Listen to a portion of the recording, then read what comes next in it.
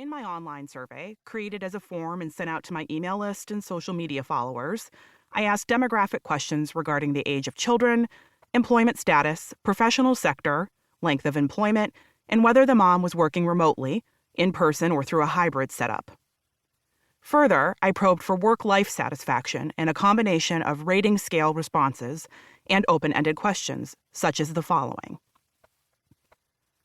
Have you ever thought about leaving your job because of lack of support for working moms? How many times has your employer, your boss, HR, anyone in charge of your position, asked how they can support you as a working mom? Do you feel your employer asks, enough about supporting you as a working mom? If your employer has asked how they can support you as a working mom, tell me more about it. What was this conversation like? How and when did it happen? How did it make you feel that they asked you what you need? Have you ever asked your employer for support as a working mom? Because some working moms are managers themselves, I also assessed supervisory responsibilities for respondents to determine whether manager moms had different responses than supervised moms. Many of the respondents to this extensive survey had additional information to share beyond the online questions and became subjects of my follow-up interviews, telling their compelling stories shared throughout the chapters of this book. Social media is a relevant and useful tool for reaching working moms of younger kids. As will be discussed in a later chapter, moms are connecting on more than just pictures of their kids and the latest fashions on social media.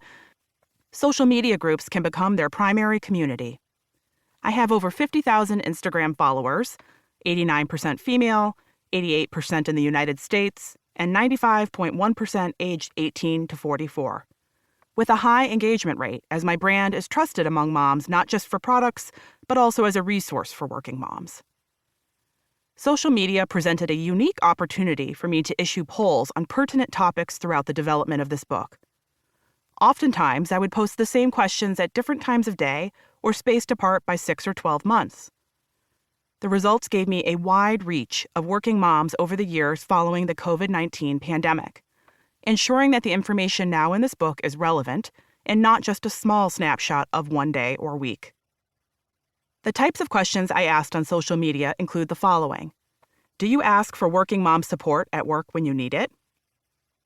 Do you think the topic of working mom support should be initiated by managers or employees? Would you leave your current job if your manager didn't initiate conversations about working mom support?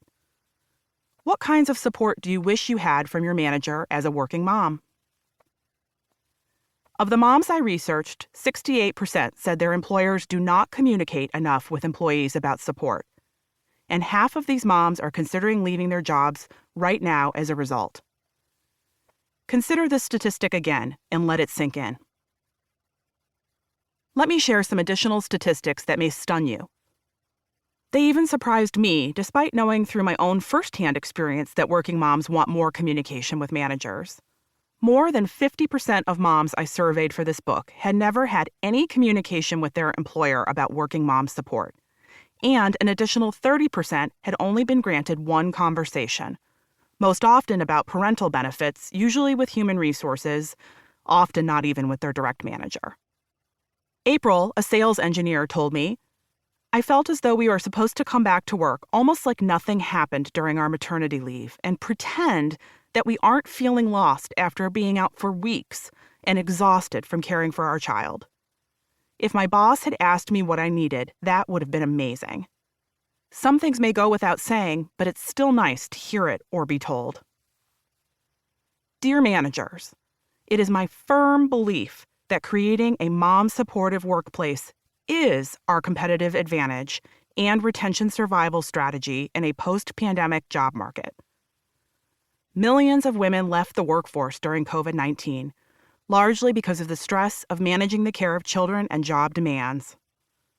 Even though those women have begun to return to the job market in the years following the pandemic, without manager support, their long-term success in the workplace is in jeopardy. The cost of losing valuable team members is a significant hit to our organization's bottom lines, to the tune of 100 to 200% of each employee's annual salary in job replacement costs, and $650 billion in working mother loss.